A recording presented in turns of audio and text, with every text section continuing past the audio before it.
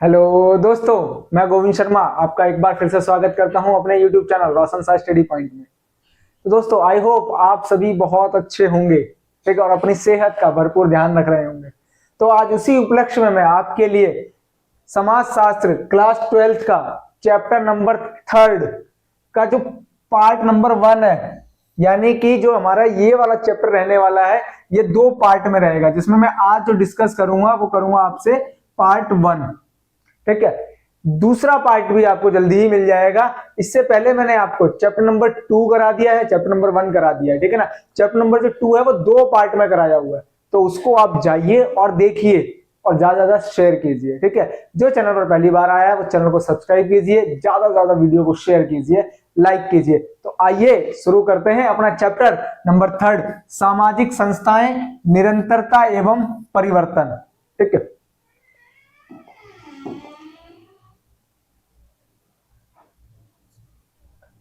तो जैसा कि आप स्क्रीन पर देख पा रहे हैं, हमारी चैप्टर की शुरुआत ही यहीं से होती है कि हमारे सामाजिक संस्थाएं क्या हैं और उसमें कैसे निरंतरताएं बनी रहती हैं और क्या क्या उसमें हमें परिवर्तन देखने को मिल रहे हैं।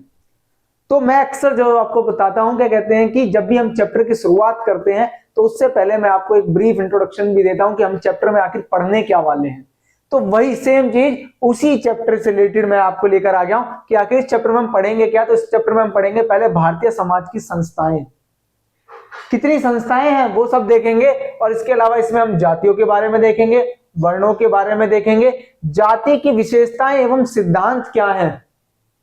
इसके अलावा उपनिवेशवाद तथा जाति व्यवस्था कैसी रही है कि जिस टाइम पर भारत के ऊपर ब्रिटिश साम्राज्य का राज था तो उस टाइम पर क्या जाति व्यवस्था के ऊपर प्रभाव पड़ रहा था। जाति का समकालीन रूप क्या है, इसी में हम बात करेंगे संस्कृतिकरण की, इसी में हम बात करेंगे अपनी प्रबल जातियों की, जनजातीय समुदाय की और जनजातीय समाजों का वर्गीकरण, राष्ट्रीय बनाम जनजातीय विकास, ये इसमें हम देखेंगे। इसके अलावा हम इसमें परिवार की बात करेंगे, कितने प्रकार के परिवार होते हैं, परिवार का स्थान क्या होता है, और फिर हम बात करेंगे नातेदारी एवं नातेदारी के प्रकार की। तो ये वाला जो चीजें रहने वाली हैं, ये सभी हम अपने इस चैप्टर में कंटिन्यू करने वाले हैं, ठीक है। तो आई होप आपको ये चीज पता चल गई है कि हमें चैप्टर में पढ़ना क्या है। तो आइए ज्यादा देर ना करते हुए सीधा हम अपने चलते हैं चैप्टर पर। तो देखो, सबसे पहला ही हमारा है कि भारतीय समाज की जो प्रमुख संस्थाएं कौन सी हैं। तो वो प्रमुख संस्थाएं हमें मिलती हैं देखने को 3। कितनी मिल रही हैं? 3 संस्थाएं देखने को मिल रही हैं, ठीक है। ये 3 संस्थाएं कौन सी हैं हमारे पास में, ठीक है। तो ये 3 संस्थाएं हमें देखने को मिलती हैं। एक जाति, यानी कि 3 प्रमुख संस्थाओं में एक जाति, दूसरा जनजाति, तीसरा हमें परिवार। 1 नंबर में पूछा जाता है, ठीक है ना, कि भारतीय समाज की प्रमुख जो आपकी संस्थाएं हैं उनका वर्णन कीजिए। तो वो कौन सी है? 3 है, जाति, जनजाति, परिवार, ठीक है। ये तीनों ऑप्शन में देगा और एक ऑप्शन में जो नहीं देगा वो भी हो सकता है कि कौन सी नहीं है, ठीक है। आई होप आपको ये चीज क्लियर हो गई होगी।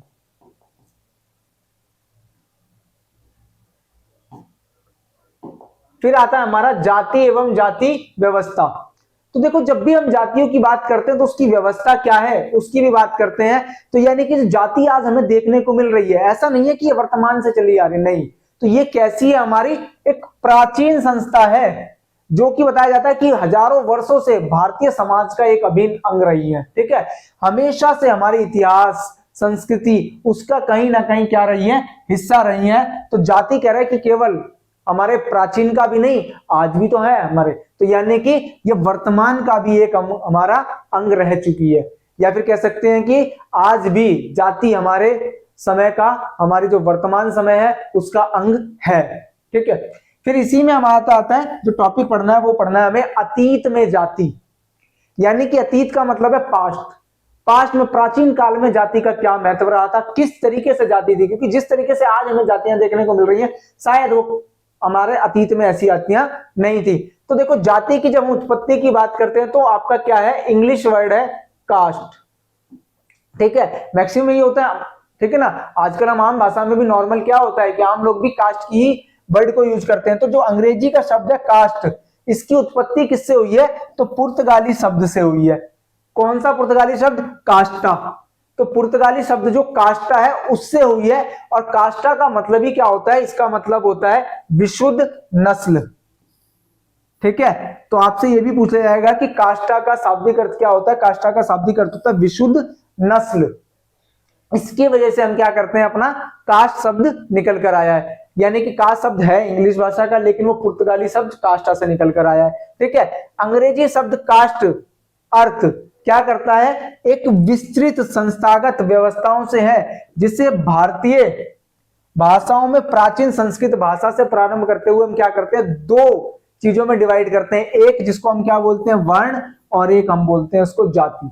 लेकिन अगर आज की बात करूं तो आज हम जो इंग्लिश वर्ड है कास्ट, इतना ज्यादा घुल मिल गया है कि आज नॉर्मल आम नागरिक भी इसी वर्ड का यूज करता है, कास्ट का, ठीक है। तो इतना ज्यादा ये हमारे मेल जोल में आ चुका है, घुल मिल गया है।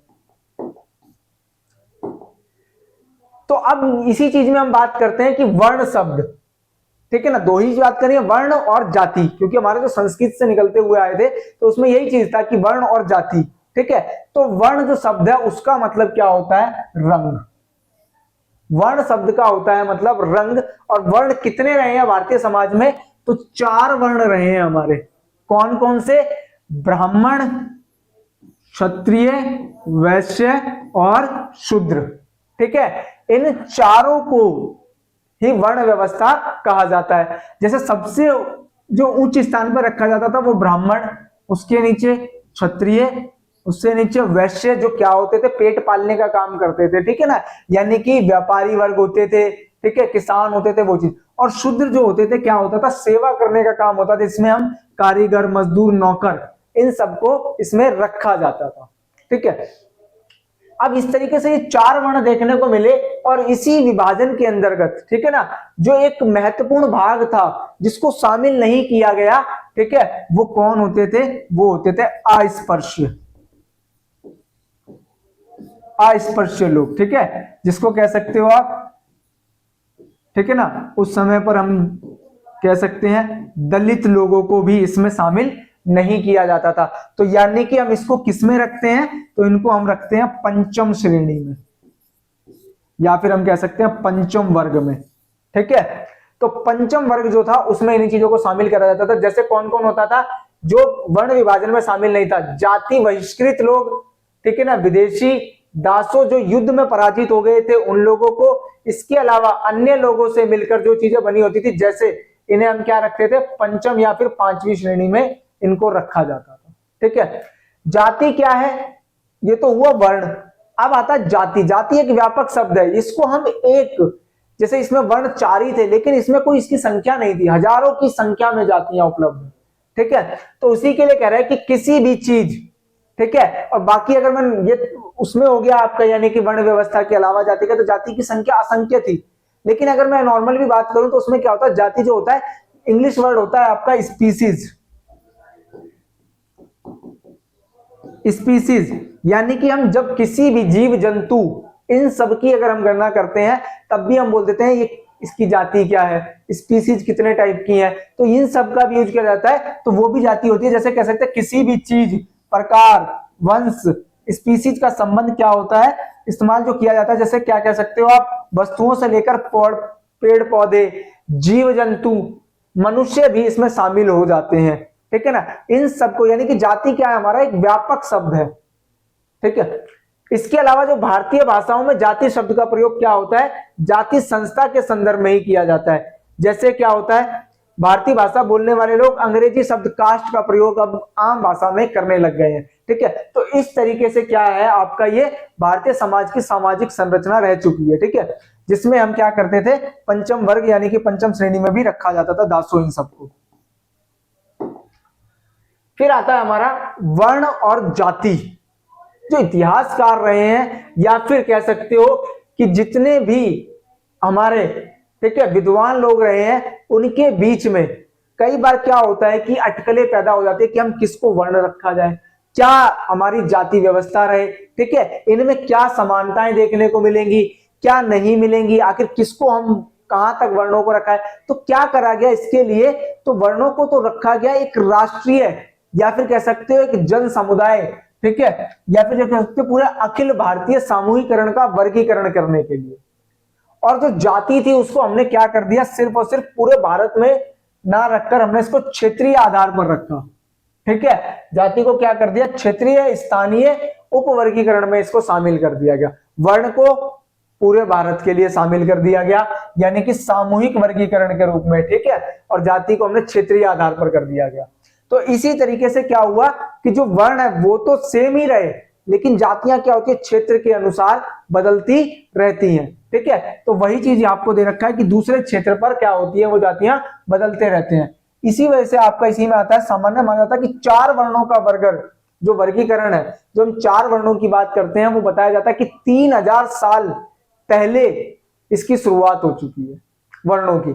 लेकिन ये बात भी कहीं ना कहीं हमें भ्रमित कर देने वाली है, क्योंकि जो वैदिक काल था वो 900 से 500 ईसा पूर्व के बीच में रहा है, और उस टाइम की जो वर्ण व्यवस्था, ठीक है, वो कहीं ना कहीं वो कह रहा है कि उसी चीज से आपकी जाति व्यवस्था वास्तव में ही क्या रही थी, वर्ण व्यवस्था ही रह चुकी है, ठीक है। तो वही तो था, कहीं ना कहीं समाज का विखंडन ही तो हो रहा था, समाज को चलाने के लिए वर्ण व्यवस्था करी गई थी, ठीक है। तो सेम उसी चीज के लिए क्या हुआ था, वो उस टाइम की जाति व्यवस्था ही थी। तो कह रहे हैं कि ये कहीं ना कहीं हमारे को क्या होगा, भ्रमित करने वाली चीजें थी, ठीक है। तो इसीलिए हम क्या बोल देते हैं कि जो वर्ण थे वो केवल 4 विभाजन में थे, ठीक है ना, और यह विभाजन बहुत विस्तृत या बहुत कठोर नहीं थे, यह जन्म से निर्धारित नहीं होते थे, यानी कि जिसमें क्या हो जाता है कि जो आपका वर्गीकरण देखने को मिलेगा वो यही है कि जो वर्ण है वो क्या है, 4 है, जातियों की संख्या निश्चित नहीं है।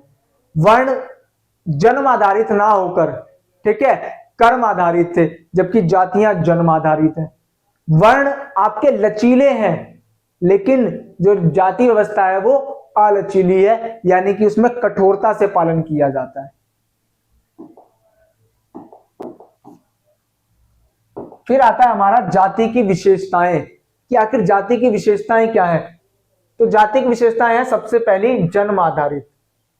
तो जैसे ही जन्म होता है हम कहीं ना कहीं जाति के बंधनों में बंध जाते हैं। इंसान के पास में कोई चॉइस नहीं है कि अपनी जाति से वो बाहर हो जाए, नहीं। तो जन्म आधारित होती है, जैसे ही बच्चा जन्म लेता है तो वो क्या होता है, अपनी जाति के आधार पर जुड़ जाता है, अपनी जाति से बाहर नहीं जा पाता। दूसरा आता है विवाह संबंधी कठोर नियम। जाति व्यवस्था में हमेशा विवाह संबंधी जो कठोर नियम होते हैं उसको लागू किया जाता है, अपनी ही सजातियों में शादी की जाती है, ठीक है। ये चीज आपको भी देखने को मिलती होंगी कि जब भी हम शादियां देखते हैं तो अपनी ही कास्ट में, अपनी ही जातियों में देखते हैं। तो इसका क्या चीज है, क्योंकि जाति की विशेषता है।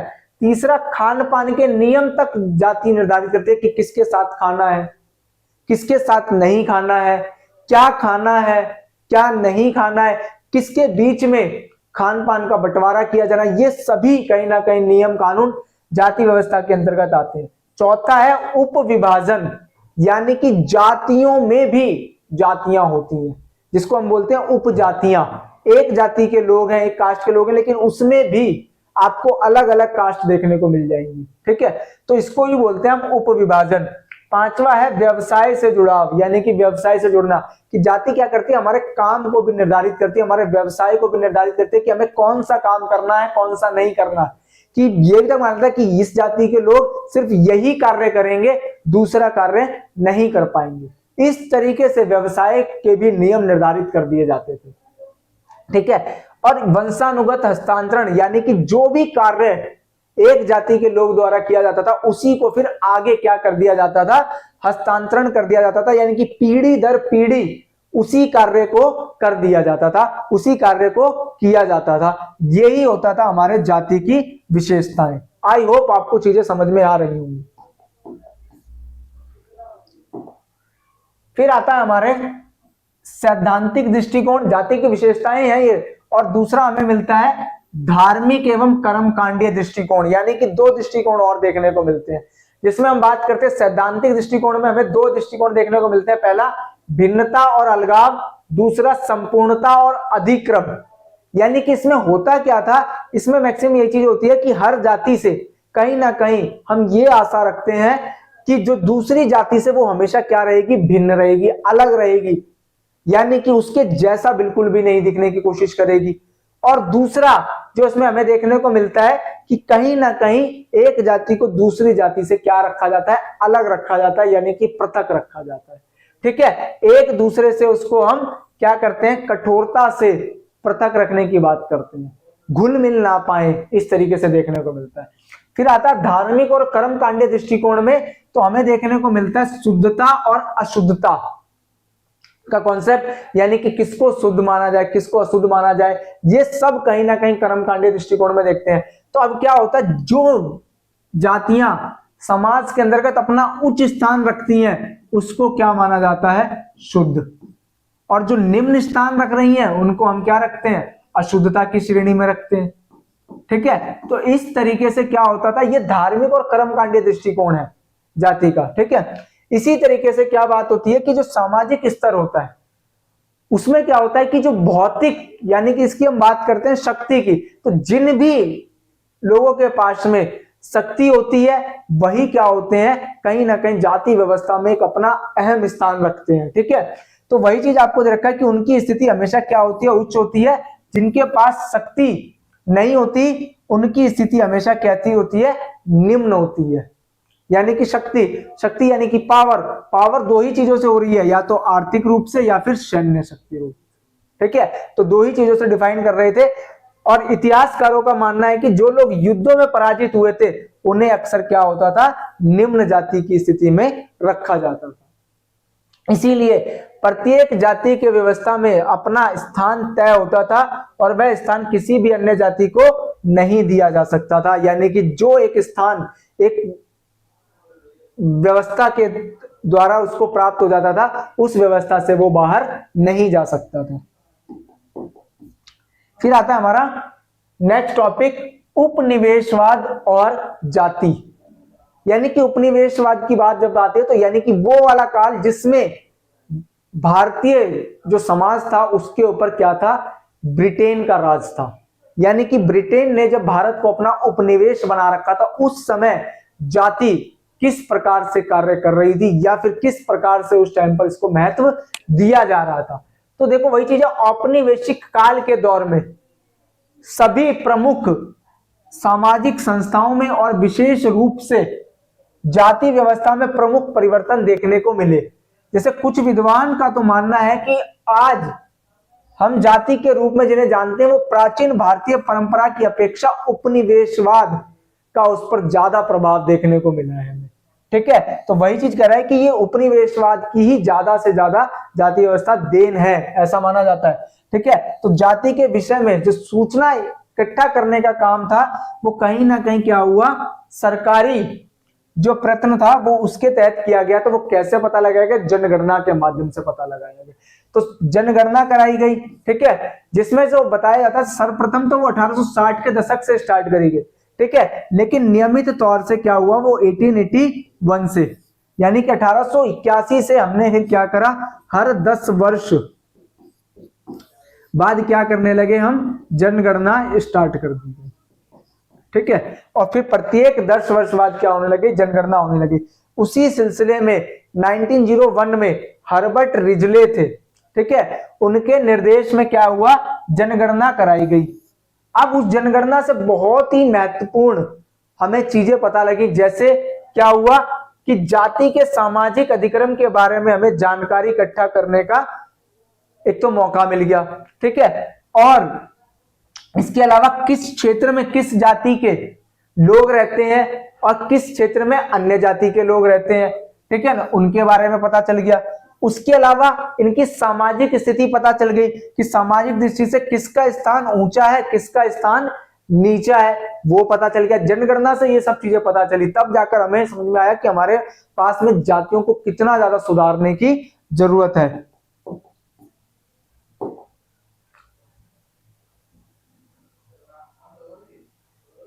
ठीक है, तो फिर आता है औपनिवेशिक शासन द्वारा जो किए गए हस्तक्षेप में जाति नामक संस्था पर अपना प्रभाव डाला, जैसे भू राजस्व व्यवस्था, ठीक है। इसके अलावा तत्संबंधी जो प्रबंधन थे, कानून के माध्यम से जो उच्च जातियों के जो रूढ़िगत अधिकार थे उसको जो वैध मान्यता देने से क्या हो गया, उसका वैध मान्यता देने का कार्य जो था उसको करना स्टार्ट कर दिया गया, ठीक है। इस तरीके से क्या हुआ, जाति व्यवस्था आगे चलती रही। अब औपनिवेशिक काल का जो अंतिम दौर आया, उस समय पर जो प्रशासन होता उसका ध्यान गया दलित वर्गों की तरफ, ठीक है ना, जिनको शामिल ही नहीं किया जा रहा था, ठीक है। क्योंकि क्या हो रहा था, वो चार ही तो हमने देखा था कि वर्ण व्यवस्था थी, ठीक है। तो अब इस तरीके से क्या हुआ, जिसको दलित वर्ग कहा जाता था, अब क्या हुआ, औपनिवेशिक काल में उस तरफ ध्यान दिया जाने लगा कि आखिर इनका कल्याण कैसे किया जाए, ठीक है। तो इसी वजह से उन्होंने क्या करी, इसमें भी अपनी रुचि लेनी स्टार्ट कर दी। इसी प्रयत्नों के अंतर्गत क्या हुआ, 1935 का भारतीय शासन अधिनियम आता है, ठीक है ना, गवर्नमेंट ऑफ इंडिया एक्ट आता है, और उसके अंतर्गत राज्य द्वारा क्या किया गया, विशेष व्यवहार निर्धारित किए गए, जिसमें बोला गया कि जातियां तथा जनजातियों की सूचियां तैयार की गई, ठीक है। जिसे हमने क्या करा, जैसे हमने बोला अनुसूचित जाति, अनुसूचित जनजाति, ठीक है ना, इस तरीके से उसको क्या कर दिया गया, वैधता प्रदान कर दी गई। और इसी टाइम पर नए शब्द हमारे पास में जुड़े, जैसे अनुसूचित जातियां, जिसको हम क्या बोलते हैं, एससी, और अनुसूचित जनजातियां यानी कि एसटी, यानी कि शेड्यूल कास्ट और शेड्यूल ट्राइब्स, यानी कि जहां पर हमने देखा कि प्राचीन काल में इनको समाज में बिल्कुल भी काउंट नहीं किया जा रहा था, ठीक है, चार वर्णों में शामिल नहीं हो रहे थे, लेकिन औपनिवेशिक काल के बाद जब उनका ध्यान गया तो उन्होंने इसमें शेड्यूल कास्ट, शेड्यूल ट्राइब्स, इस तरीके से इनको समाज का अंग मानकर शामिल कर लिया। और ये सब कैसे हो रहा था, जनगणना के माध्यम से हो रहा था, क्योंकि जनगणना में ही हमें पता चला कि कौन सी जाति कहां पर क्या स्थान रखती है। अब आता है जाति का समकालीन रूप, यानी कि जो जाति का समकालीन रूप है वो स्टार्टिंग करते हैं हम अपने आजादी के टाइम से, यानी कि 1947 में जब भारत को स्वतंत्रता प्राप्त हो जाती है, ठीक है, तो एक बहुत बड़ी घटना थी, और उसके बाद भी भारत अपने औपनिवेशिक अतीत से पूरी तरह से छुटकारा नहीं प्राप्त कर पाता। तो उसको वही चीज लगी होती है कि क्या ऐसा किया जाए संविधान के अंतर्गत, जैसे जितनी भी असमानता हो रही है, ठीक है, चाहे जाति के आधार पर, उन सबको हमें क्या करना है, दूर करना है, ठीक है। तो इसीलिए हमने क्या करा, अपने जो भी भूमिकाएं थी, यानी कि जो हमारा आधार था, ठीक है ना, जो हमने कहीं कहीं औपनिवेशिक काल से हमें चीजें समझ में आ रही थी, उन्हीं चीजों को हमने इसमें क्या कर लिया था, शामिल कर लिया था, ठीक है। तो दलित वर्ग विशेष रूप से अस्पृश्य, जिसे उस टाइम पर कह सकते हो आप छुआछूत, ठीक है ना, उस तरीके से जो जाने वाली जातियां थी उनको संगठित करने का प्रयास करना स्टार्ट कर दिया। और वो क्या हुआ, उसके लिए व्यापक क्या चलाए गए थे, राष्ट्रवादी आंदोलन चलाए गए। ऐसा नहीं है कि आज एकदम से हमें मिल गए, तो हमने इसीलिए अपने अतीत से सीखा कि जो हमारे पास में राष्ट्रवादी आंदोलन थे उनसे हमने सीखा, तब जाके चीजों को शामिल किया गया, ठीक है। तो इसीलिए आपको जो चीजें देखने को मिलती हैं वो दोनों सिरों से, यानी कि जो उच्च कही जाने वाली जातियां थी और जो आपकी नीचे समझने वाली जातियां थी, यानी कि जो निम्न जातियां थी, उनके बीच में हमें क्या करना पड़ा, एक तरफ से जो आंदोलन चलाए थे उनके गैप को कम करने के लिए, समानता लाने के लिए, जिसमें क्या हुआ था, जो पश्चिमी भारत में थे तो वो महात्मा ज्योतिबा फूले, ठीक है, आपके महात्मा ज्योतिबा फूले और बाबा साहब अंबेडकर, ये तो थे पश्चिमी भारत की तरफ जो आंदोलन चला रहे थे। दक्षिण भारत में अय्यन कल्ली ये चला रहे थे आंदोलन, ठीक है, श्री नारायण गुरु चला रहे थे, और पेरियार। इस तरीके से इन लोगों ने जाति व्यवस्था को समाप्त करने में, या फिर जो आज हमें समानता देखने को मिलती है, वो सब इन्हीं हमारे विद्वानों कह सकते हैं जो आंदोलन करता थे, उन्होंने भारतीय समाज के अंदर जो जातीय असमानता थी उसको दूर करने का कार्य किया, ठीक है। इसी में हम बात करते हैं अपने अय्यन कल्ली, जो 1863 में इनका जन्म हुआ था और 1914 में इनकी मृत्यु हुई। तो अय्यन कल्ली का जो जन्म हुआ है वो कौन से स्टेट में हुआ, केरल में हुआ, ठीक है। निम्न जातियों एवं दलितों के ये नेता थे, इनके प्रयासों से ही दलितों को सार्वजनिक सड़कों पर चलने की ओर और अपने बच्चों को विद्यालय में दाखिला दिलाने की आजादी मिली। ठीक है, यानी कि इससे पहले दलित जो बच्चे होते थे उनको स्कूलों में दाखिला नहीं मिल पा रहा था, तो ये इन्हीं की वजह से हो पाया। ठीक है, तो बहुत महत्वपूर्ण इनका स्थान रहा है अय्यनगल्ली का जाति व्यवस्था को समाप्त करने में।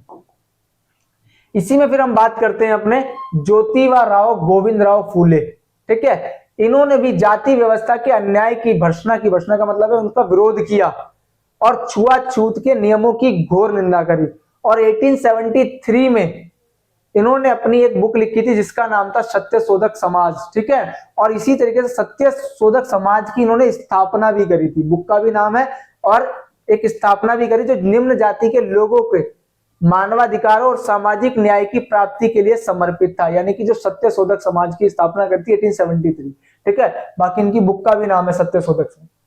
फिर आती है हमारी सावित्री बाई फूले, जिनका जन्म 1831 में हुआ और 1897 में इनकी मृत्यु हुई।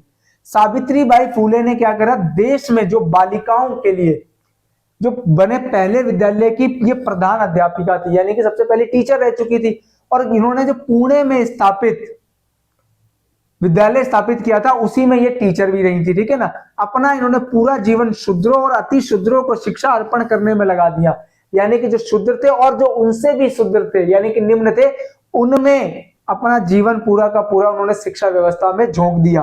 ठीक है, इन्होंने किसानों और मजदूरों के लिए रात्रि विद्यालयों की शुरुआत करी, क्योंकि किसान और मजदूर क्या हो रहे हैं, दिन में काम कर रहे हैं तो पढ़ेंगे किस टाइम पर, इसीलिए उन्होंने क्या करा, नाइट स्कूल स्टार्ट करे। और इनकी मृत्यु जो हुई थी वो प्लेग से पीड़ित मरीजों की देखभाल करते समय हो गई। तो अपना जीवन देख लो किस तरीके से इन्होंने लोगों के कल्याण के लिए समर्पित कर दिया। ठीक है, शिक्षा व्यवस्था पर इन्होंने पुरजोर जोर दिया। फिर आते हैं हमारे साउथ में, दक्षिण के ईवी रामास्वामी नाइकर, जिनको हम बोलते हैं पेरियार। ठीक है, तो ये क्या थे, बुद्धिवादी और दक्षिण भारत में निम्न जाति आंदोलन के नेता के रूप में जाने जाते हैं। इन्होंने लोगों को यह महसूस करने के लिए उद्बोधित किया कि सभी मनुष्य बराबर हैं, कोई भी ऊंचा कोई भी नीचा नहीं है। ठीक है, सभी के बीच में समानता है, सभी के पास में सेम कह सकते हो एक समान रूप से अपॉर्चुनिटी है आगे बढ़ने की, ये इन्होंने विश्वास दिलाया। और हर व्यक्ति का यह जन्मसिद्ध अधिकार है कि वे स्वतंत्रता और समानता का आनंद ले। हम किसी भी जाति के लोगों को, किसी भी समाज के लोगों को यह मना नहीं कर सकते कि आप इस जाति से हो और आप इस सुविधा का आनंद नहीं ले सकते, आपके पास में स्वतंत्रता छीन ली जाएगी, समानता नहीं दी जाएगी, ऐसा बिल्कुल नहीं है। तो इन्होंने ये लोगों को विश्वास दिलाया कि आप निम्न नहीं हो, आप भी समान हो उच्च जातियों के बराबर। ठीक है, फिर आते हैं हमारे श्री नारायण गुरु, इनका भी जन्म कहां हुआ, केरल में हुआ। ठीक है, इन्होंने भाईचारे का उपदेश दिया और जाति व्यवस्था के कुप्रभावों के विरुद्ध संघर्ष किया। एक शांतिपूर्ण लेकिन सार्थक सामाजिक क्रांति का इन्होंने नेतृत्व भी किया, क्योंकि अहिंसा पर बिलीव नहीं कर रहे हैं। ठीक है, इसके अलावा इन्होंने एक नारा दिया था सबके लिए, एक जाति एक धर्म और एक ईश्वर का नारा। यही पूछा जाता है कि किसने दिया था, तो श्री नारायण गुरु ने दिया था, एक जाति एक धर्म और एक ईश्वर। ठीक है ना, इन्होंने ये नारा दिया था कि हम सबकी जाति क्या है, मनुष्य जाति है।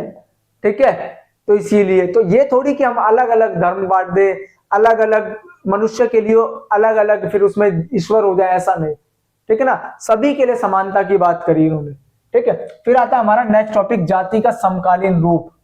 तो जाति का हमें समकालीन रूप क्या देखने को मिलता है, तो देखो महात्मा गांधी और बाबा साहब अंबेडकर, ठीक है, दोनों ने ही क्या करा था, 1920 के दशक से अस्पृश्यता यानी कि छुआछूत के विरुद्ध अपने विरोध आंदोलन शुरू कर दिए थे। ठीक है, दोनों ने ही करे थे। इसी उपलक्ष्य में महात्मा गांधी ने एक बुक लिखी थी ना, हरिजन। ठीक है, इस हरिजन में ही वो बता रहे थे कि सभी जो लोग हैं वो क्या है, समान है, हरि के जन है, कोई ऊंचा नहीं है कोई नीचा नहीं है। ठीक है, हरि के जन है। अस्पृश्यता विरोधी जो कार्यक्रम था उसको कांग्रेस की कार्य सूची में शामिल कर लिया गया, इससे पहले नहीं शामिल किया जा रहा था, लेकिन दोनों के प्रयत्नों से ठीक है इसको क्या हुआ, कांग्रेस की सूची में इसको शामिल कर लिया गया। इसके अलावा फिर हमारा क्या आता है, टॉपिक आता है संस्कृतिकरण। ठीक है, संस्कृतिकरण का मतलब ही क्या होता है, तो उसमें क्या होता है, एक ऐसी प्रक्रिया होती है जिसके द्वारा जो निम्न जाति के सदस्य होते हैं वो उच्च जाति के जो धार्मिक क्रियाएं होती हैं उनको अपनाने पर बल देते हैं, और इसी को हम बोलते हैं संस्कृतिकरण।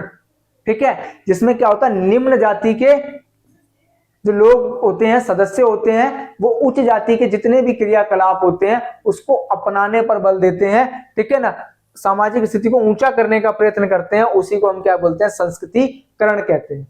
अब ये संस्कृतिकरण की अवधारणा दी किसने है, तो ये दी है हमारे M.N. श्रीनिवास। M.N. श्रीनिवास ने संस्कृतिकरण और प्रबल जाति, ठीक है, इन दोनों की अवधारणा दी है, दोनों शब्दों को दिया है। ठीक है, फिर इसी में आता है हमारा टॉपिक प्रबल जाति। तो प्रबल जाति यानी कि ऐसी जाति जो बहुत ज्यादा महत्व रखती है। ठीक है, तो इस शब्द का प्रयोग कह रहा है ऐसी जातियों का उल्लेख करने के लिए किया जाता है जिनकी जनसंख्या काफी बड़ी है और समाज के अंतर्गत एक अच्छा खासा अपना स्थान रखती है, अपना ओहदा रखती है, उसी को क्या कहा जाता है, प्रबल जाति कहा जाता है। तो ऐसी प्रबल जातियां क्या हुआ, स्वतंत्रता प्राप्ति के बाद जो आंशिक भूमि सुधार द्वारा भूमि के अधिकार जिसको प्रदान कर दिए गए उन्हीं को प्रबल जाति बोला गया। जैसे बिहार और उत्तर प्रदेश में हमें यादव देखने को मिलेंगे। ठीक है, कर्नाटक के अंदर हमें वोकलिंग देखने को मिलेंगे, आंध्र प्रदेश के अंदर रेड्डी और खम्मा लोग देखने को मिलेंगे, महाराष्ट्र के अंतर्गत हमें मराठा देखने को मिलेंगे, पंजाब, हरियाणा और पश्चिमी उत्तर प्रदेश में हमें जाट देखने को मिलेंगे और गुजरात के पाटीदार देखने को मिलेंगे। ये सभी हमारे पास जो उदाहरण है ये प्रबल जाति के हैं, जो समाज में अपनी एक बहुत अच्छी स्थिति रखते हैं। ठीक है, और जिनकी संख्या बहुत ज्यादा विस्तृत है, उसके लिए होता है। ठीक है, समकालीन जो दौर है, अच्छा स्टार्टिंग से ये प्रबल जाति में नहीं रहे हैं। ठीक है, जब भूमि सुधार करे गए तो उस तरीके से क्या हुआ, इनके पास में चीजें आई और तब जाकर इन्होंने समाज में अपनी स्थिति को बेहतर किया। ठीक है, समकालीन दौर में जो जाति व्यवस्था थी वो अत्यंत महत्वपूर्ण फिर भी विरोधाभासी परिवर्तनों में से एक परिवर्तन रहा है कि अब जाति व्यवस्था उच्च जातीय, नगरीय, मध्य और उच्च वर्गों के लिए अदृश्य होती जा रही है। आज हमें जाति व्यवस्था कहाँ इतनी देखने को मिल रही है। ठीक है, हाँ है तो जरूर, लेकिन हमें जो पहले की तुलना में इतनी ज्यादा जटिल थी उसमें हमें कहीं ना कहीं कमी देखने को मिलती है। तो यही थे आपके M.N. श्रीनिवास। ठीक है, तो M.N. श्रीनिवास जिनका पूरा नाम है मैसूर नरसिंहाचार्य श्रीनिवास। ठीक है, तो ये भारत के एक अच्छे खासे समाजशास्त्री और सामाजिक मानव विज्ञानी है।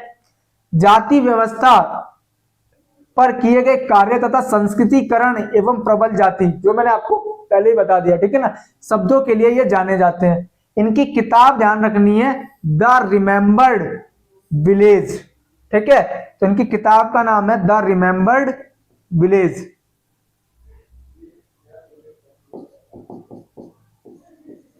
ठीक है, इसमें मानव विज्ञान में इन्होंने क्या करा, सामाजिक मानव विज्ञान में गांव में किए गए सबसे अच्छे अध्ययन का एक उदाहरण देख दिया है। यानी कि इस किताब में इन्होंने क्या बताया है, गांव के बारे में बताई है सारी की सारी जो भी चीजें हो सकती हैं। ठीक है,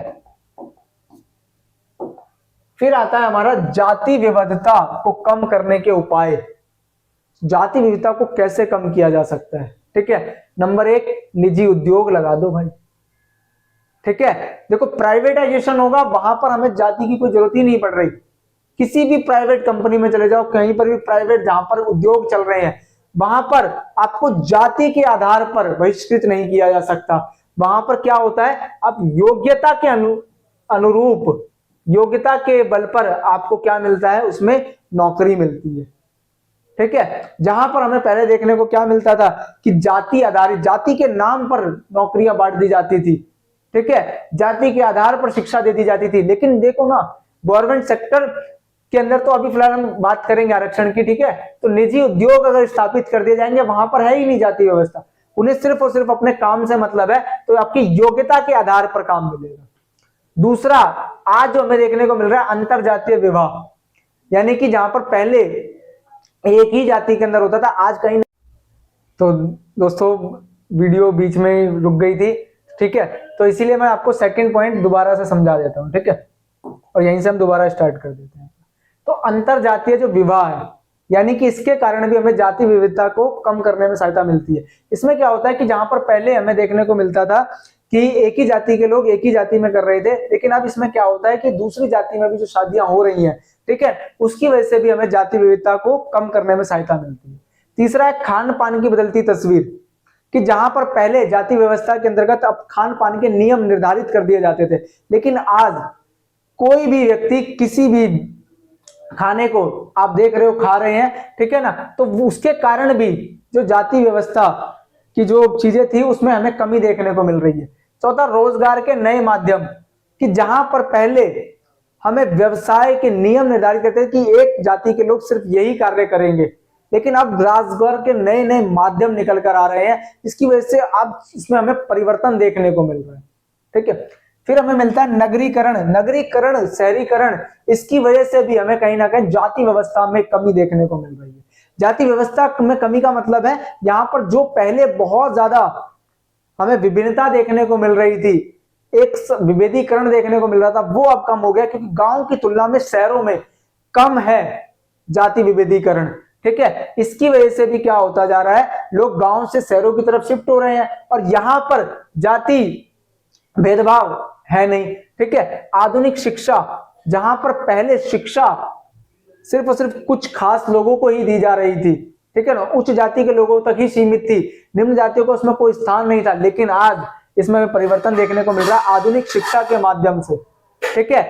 सभी को किसकी बात सिखाई जा रही है, समानता की सिखाई जा रही है, ठीक है ना। सभी लोग क्या है, समान है, सभी को शिक्षा का समान अवसर प्राप्त है, चाहे वो किसी भी जाति का हो, लिंग का हो, संप्रदाय का हो, धर्म का हो, किसी को भी हो, ठीक है ना। सभी को समान शिक्षा के माध्यम से समानता सिखाई जा रही है, यानी कि सभी को एक जैसा चीजें सिखाई जा रही है। सातवां है आरक्षण के माध्यम से भी जो जाति व्यवस्था, जिनको निम्न स्थान प्राप्त था, उनको आरक्षण देकर आज सरकारी संस्थाओं में, यानी कि सरकारी नौकरियों में, सरकारी विद्यालयों में, सरकारी शिक्षण संस्थानों में आज आरक्षण के माध्यम से उनका विकास, उनको मुख्य धारा में शामिल कराया जा रहा है।